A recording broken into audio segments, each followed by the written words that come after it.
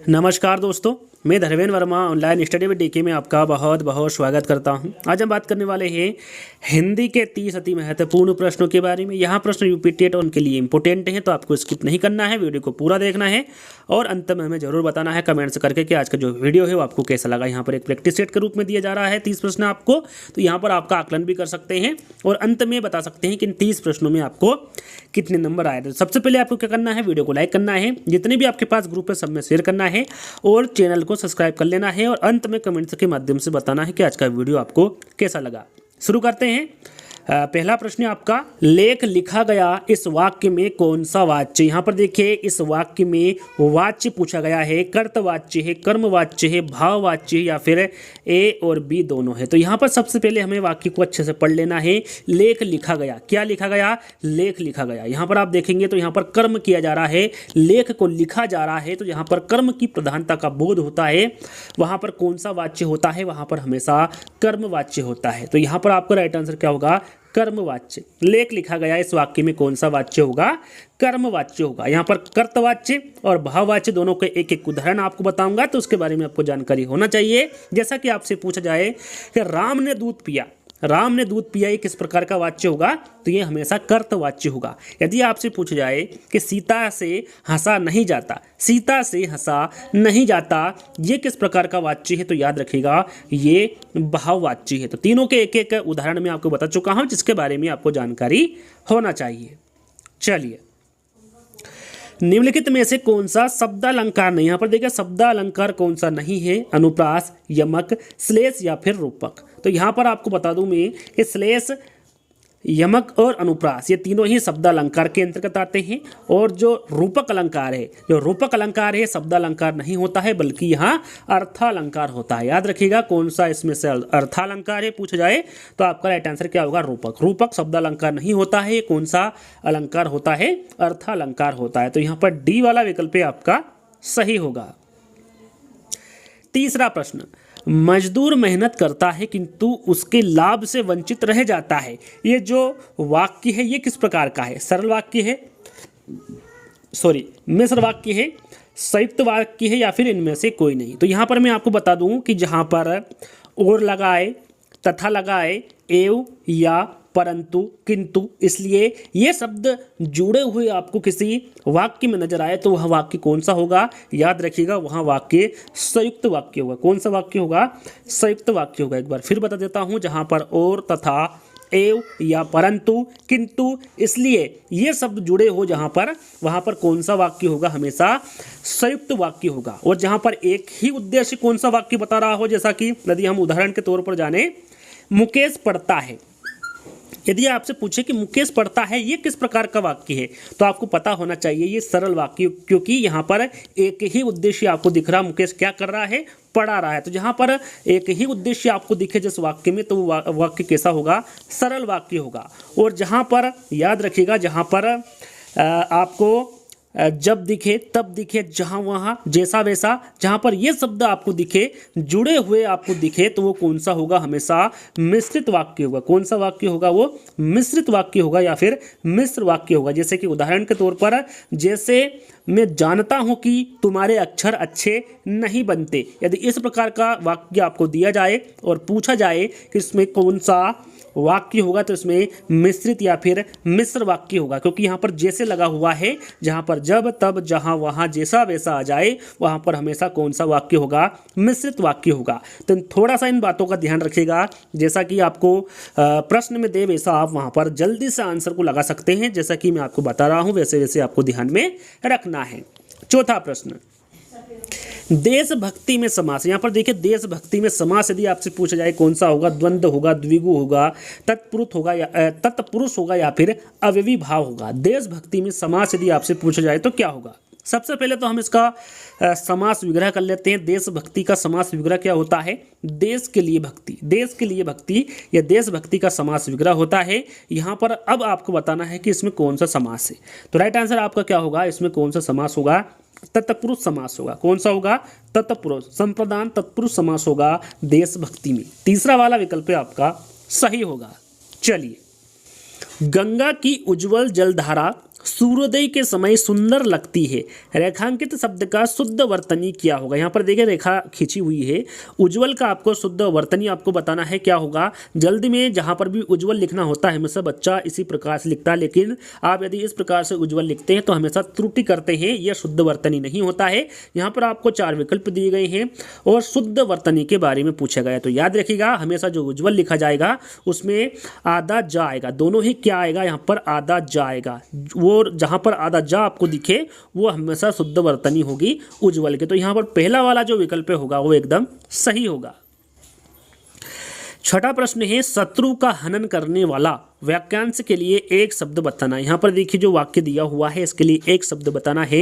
शत्रु का हनन करने वाले को क्या कहते हैं? शत्रुहंता कहते हैं, रिपुदमन कहते हैं, अरिदमन कहते हैं या फिर शत्रुघ्न कहते हैं। तो इसके बारे में तो सभी को पता होगा, 4 विकल्प पढ़ते ही आंसर आपको समझ में आ गया होगा। तो इसे शत्रुघ्न कहते हैं। शत्रु का हनन करने वाले को क्या कहते हैं? शत्रुघ्न कहते हैं। डी वाला विकल्प आपका सही होगा। संचारी भाव, देखिए संचारी भावों की संख्या पूछी जाती है, कितनी होती? 9 होती है, 33 होती है, 16 होती है या फिर 99 होती है। कहीं कहीं यहाँ पर रस के बारे में भी पूछा जाता है कि रस की कितनी संख्या होती है। तो सबसे पहले हम जान लेते हैं संचारी भावों की कितनी संख्या होती है। तो याद रखिएगा 33 होती है। संचारी भावों की संख्या कितनी होती है? 33 होती है। और रस की कितनी होती है? तो याद रखिएगा जो रस की संख्या होती है वो 9 होती है। यहाँ पर संचारी भावों की संख्या 33 होती है और जो रस होते हैं वो कितने होते हैं? 9 होते हैं।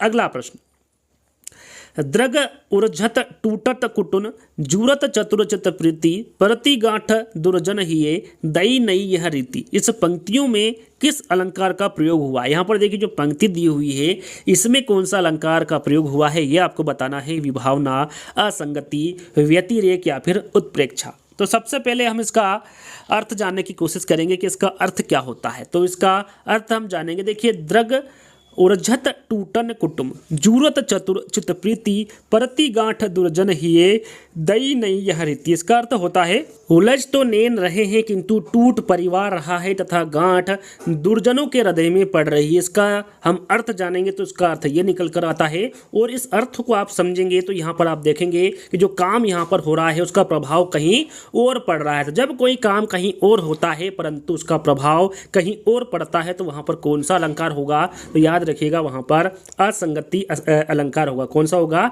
असंगति अलंकार। जब कोई काम कहीं और होता है परंतु उसका प्रभाव कहीं और पड़ता है तो वहाँ पर असंगति अलंकार होगा। और राइट आंसर आपका यहाँ पर बी वाला होगा।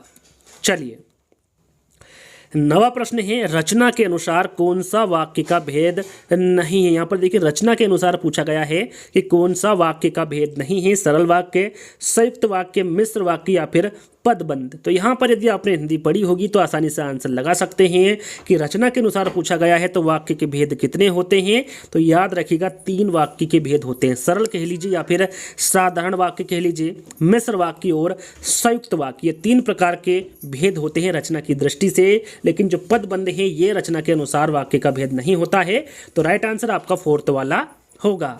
चलिए नीलगाय में कौन सा समास है? यहाँ पर देखिए नीलगाय में समास पूछा गया है कौन सा है? तत्पुरुष है, अव्ययीभाव है, कर्मधारय है या फिर द्वंद्व समास है। यहाँ पर देखिए क्यूज के तौर पर आपको एक प्रश्न दे रहा हूँ कि नीलगाय में आपको समास विग्रह बताना है। नीलगाय का समास विग्रह क्या होता है इसके बारे में आपको कमेंट्स के माध्यम से बताना है क्या होगा नीलगाय का समास विग्रह। यहाँ पर समास पूछा गया है तो नीलगाय में कौन सा समास होगा? याद रखिएगा कर्मधारय समास होगा। कौन सा होगा? कर्मधारय समास। जैसे कि पीताम्बर, नीलकमल, इनमें भी कौन सा समास होगा? इनमें भी कर्मधारय समास होगा। तो तीसरा वाला विकल्प आपका सही होगा। चलिए अगला प्रश्न है रोग का ठीक होना असंभव है के लिए एक शब्द आपको बताना है क्या होगा? संक्रामक होगा, असाध्य होगा, महामारी होगा या फिर विकट होगा। जिस रोग का ठीक होना असंभव है उसे क्या कहेंगे एक शब्द में? तो उसे क्या कहेंगे? असाध्य कहेंगे। याद रखिएगा जिस रोग का ठीक होना असंभव है उसको असाध्य कहेंगे। और छुआछूत से फैलने वाला रोग को हम क्या कहेंगे? संक्रामक कहेंगे। तो यहाँ पर बी वाला विकल्प आपका सही होगा।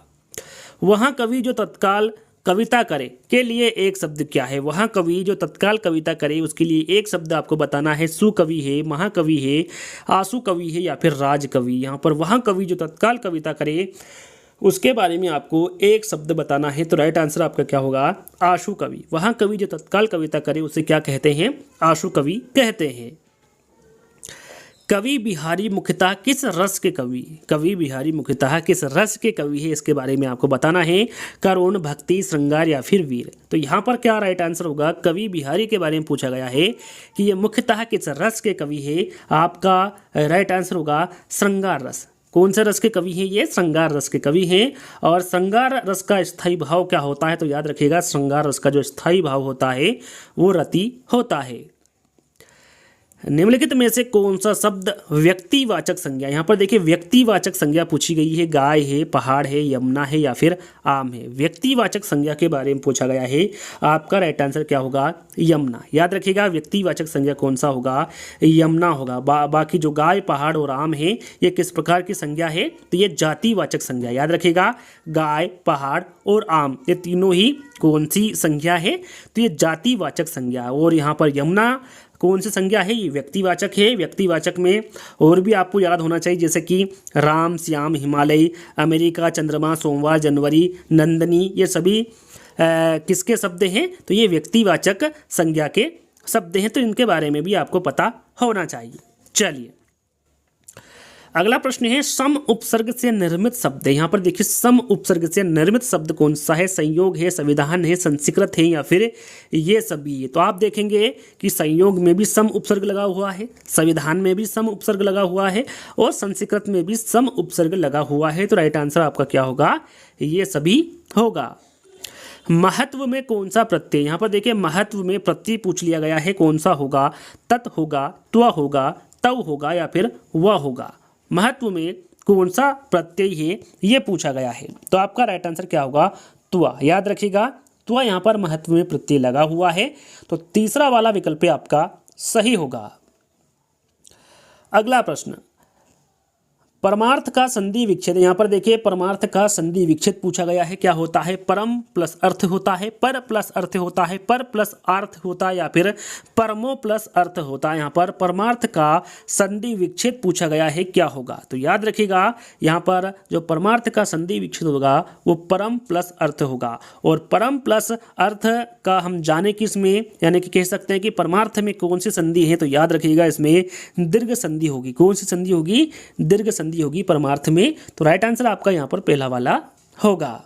चलिए अगला प्रश्न है, सरस्वती पत्रिका के संपादक कौन। यहाँ पर देखिए सरस्वती पत्रिका के संपादक के बारे में पूछा गया है, कौन थे। सूर्यकांत त्रिपाठी निराला, महावीर प्रसाद द्विवेदी, भारतेंदु हरिश्चंद्र या फिर बाल मुकुंद गुप्त। सरस्वती पत्रिका के संपादक के बारे में पूछा गया है, तो आपका राइट आंसर होगा महावीर प्रसाद द्विवेदी। याद रखिएगा सरस्वती पत्रिका के जो संपादक होंगे वो महावीर प्रसाद द्विवेदी होंगे। आपसे पूछा जाए कि कवि वचन सुधा, कवि वचन सुधा के संपादक कौन होंगे, तो आपको पता होना चाहिए भारतेंदु हरिश्चंद्र। आपसे पूछा जाए अखबारे चुनार तथा कोहिनूर, इन दोनों पत्रिका के संपादक कौन होंगे, तो वो बाल मुकुंद गुप्त होंगे। याद रखिएगा कवि वचन सुधा के भारतेंदु हरिश्चंद्र होंगे, अखबारे चुनार तथा कोहिनूर के बाल मुकुंद गुप्त होंगे और सरस्वती पत्रिका के जो संपादक होंगे वो महावीर प्रसाद द्विवेदी होंगे।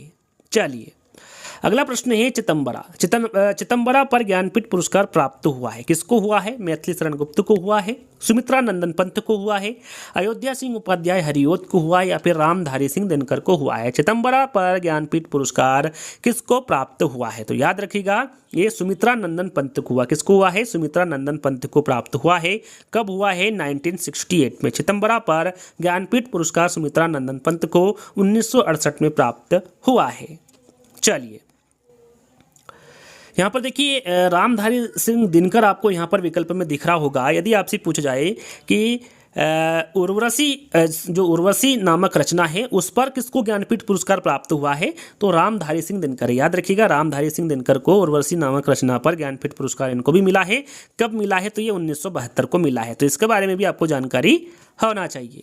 चलिए महान शब्द में त्व प्रत्यय जोड़ने से शब्द बनेगा। यहाँ पर महान शब्द में यदि आप त्व प्रत्यय जोड़ते हैं तो उसका क्या बनेगा, महिनी बनेगा, महता बनेगा, महत्व बनेगा या फिर महती बनेगा। सरल सा प्रश्न है। यहाँ पर क्या बनेगा, महान शब्द में त्व प्रत्यय यदि हम जोड़ते हैं तो राइट आंसर आपका यहाँ पर होगा महत्व। क्या बनेगा, महान शब्द में यदि त्व प्रत्यय जोड़ते हैं तो वो महत्व बनेगा। चलिए महावीर प्रसाद द्विवेदी ने आदिकाल को क्या संज्ञा दी? यहाँ पर देखिए महावीर प्रसाद द्विवेदी ने आदिकाल को क्या संज्ञा दी है, इसके बारे में पूछा गया है। बीज वपन काल, आदिकाल, वीरगाथा काल या फिर चारण काल। तो यहाँ पर आपका राइट आंसर होगा बीज वपन काल। याद रखिएगा जो महावीर प्रसाद द्विवेदी ने आदिकाल को संज्ञा दी है वो बीज वपन काल की संज्ञा दी। बात करें आदिकाल की, वीरगाथा काल की और चारण काल की, तो इनके बारे में भी आपको पता होना चाहिए। आचार्य रामचंद्र शुक्ल जी ने आदिकाल को वीरगाथा काल की संज्ञा दी है। बात करें सिद्ध सामंत काल की, तो ये राहुल साकृत्यायन ने सिद्ध सामंत काल की संज्ञा दी है आदिकाल को। बात करें संधि काल व चारण काल की, तो ये राजकुमार वर्मा ने संधि काल व चारण काल की संज्ञा दी है आदिकाल को। और बात करें आदिकाल की संज्ञा किसके द्वारा दी गई है, तो ये हजारी प्रसाद द्विवेदी के द्वारा दी गई है। तो सभी के बारे में आपको जानकारी होना चाहिए।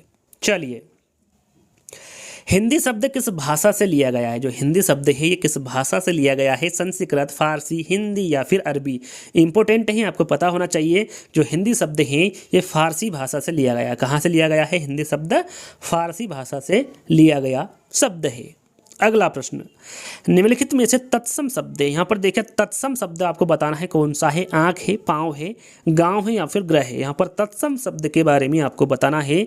राइट आंसर आपका होगा ग्रह। ग्रह एक तत्सम शब्द है और इसका हम तद्भव जाने तो इसका जो तद्भव होता है वो घर होता है। यहाँ पर ग्रह तत्सम शब्द है और घर यहाँ पर तद्भव शब्द है। बात करें हम आँख की, तो आँख एक तद्भव शब्द है और इसका जो तत्सम शब्द होता है वो क्या होता है?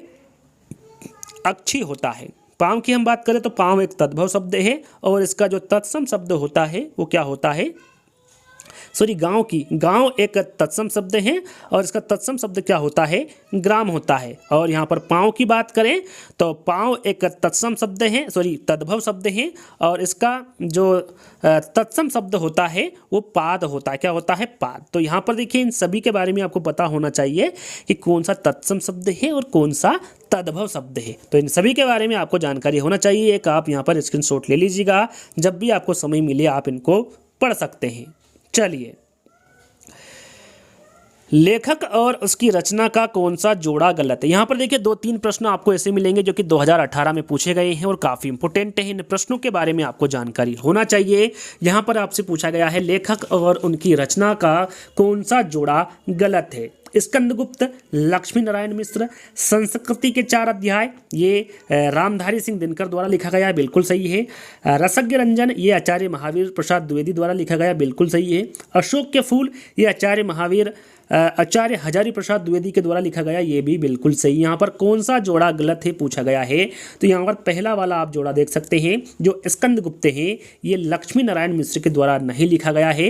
ये किसके द्वारा लिखा गया है? तो याद रखिएगा ये जयशंकर प्रसाद। याद रखिएगा जो स्कंदगुप्त है ये जयशंकर प्रसाद के द्वारा लिखा गया है, न कि लक्ष्मी नारायण मिश्र के। तो यही जोड़ा आपका गलत होगा। तो पहला वाला विकल्प आपका सही होगा। ये 2018 में पूछा गया प्रश्न है। कवि और उनकी रचना का कौन सा जोड़ा सही नहीं है? यहाँ पर भी जो प्रश्न आप देख रहे हैं यहाँ प्रश्न भी 2018 यूपी टेट के पेपर से लिया गया है, जो कि काफ़ी इंपॉर्टेंट है। आगे की जो एग्जाम होगी उसमें भी इसी प्रकार के प्रश्न आपको देखने को मिलेंगे। कवि और उसकी रचना का कौन सा जोड़ा सही नहीं है पूछा गया है। परिमल, सूर्यकांत त्रिपाठी निराला, बिल्कुल सही है। जो परिमल रचना है ये सूर्यकांत त्रिपाठी निराला के द्वारा लिखी गई है। शिवराज भूषण के द्वारा लिखी गई रचना है। शब्द रसायन देव के द्वारा लिखी गई रचना है। यहाँ पर जो उद्धव शतक है ये भारतेंदु हरिश्चंद्र के द्वारा नहीं लिखी गई है। ये किसके द्वारा लिखी गई है? तो याद रखिएगा ये जगन्नाथ दास रत्नाकर के द्वारा उद्धव शतक लिखी गई, ना कि भारतेंदु हरिश्चंद्र के द्वारा। तो यहाँ पर कौन सा जोड़ा सही नहीं है पूछा गया था, तो डी वाला विकल्प आपका सही होगा। एक प्रश्न और यहाँ पर लिया गया है 2018 यूपी टेट। 3 प्रश्न यहाँ पर आपको मिलेंगे और सभी के सभी लेखक और उनकी कृति से प्रश्न आपको देखने को मिलेंगे। लेखक और उसकी कृति के युग्म में कौन सा युग्म गलत है? 3 प्रश्न आपको एक जैसे मिले लेकिन उनके विकल्प यहाँ पर आपको अलग अलग देखने को मिले। आदिदेश जो रचना है ये डॉक्टर संपूर्णानंद के द्वारा लिखी गई, बिल्कुल सही है। बोलगा से गंगा ये राहुल साकृत्यायन के द्वारा लिखी गई, बिल्कुल सही है। सूरज का सातवां घोड़ा ये धर्मवीर भारती के द्वारा लिखी गई है, बिल्कुल सही है। दर्शन दिग्दर्शन, जो दर्शन दिग्दर्शन है यह रामचंद्र शुक्ल के द्वारा नहीं लिखी गई है, ये किसके द्वारा लिखी गई है, तो ये राहुल साकृत्यायन के द्वारा लिखी गई है दर्शन दिग्दर्शन। तो यहाँ पर कौन सा जोड़ा गलत है ये पूछा गया था, तो आपका राइट आंसर यहाँ पर भी डी वाला होगा। चलिए अगला प्रश्न है, 12 बरस लो कूकल जीवे अरु 13 लो जिए सियार। यहाँ पंक्ति किसकी, यहाँ पर पंक्ति के बारे में पूछा गया है कि ये पंक्ति किसकी है, विद्यापति की है, चंद्रवरदाई की है, नरपति नाहला की या फिर जगनीक की है। तो यहाँ पर आपका राइट आंसर होगा जगनीक की है। याद रखिएगा 12 बरस लो कूकल जीवे अरु 13 लो जिए सियार, यहाँ पंक्ति किसकी होगी, जगनीक की होगी। यहाँ प्रश्न जो 2017 में एग्जाम हुई थी यूपी टेट की, उसमें से लिया गया प्रश्न है। निम्नलिखित में से किस देश में हिंदी भाषा का प्रयोग लिखने एवं बोलने में किया जाता है। काफ़ी इंपोर्टेंट प्रश्न है, इस प्रकार का प्रश्न एग्जाम में पूछा जाता है। वो कौन सा देश है जिसमें हिंदी भाषा का प्रयोग लिखने एवं बोलने में किया जाता है। ऑस्ट्रेलिया है, दक्षिण अमेरिका है, पाकिस्तान है या फिर मॉरिशस है। तो यहाँ पर आपका राइट आंसर क्या होगा, मॉरिशस। जो मॉरिशस देश है इसमें हिंदी भाषा का प्रयोग लिखने में भी किया जाता है और बोलने में भी किया जाता है।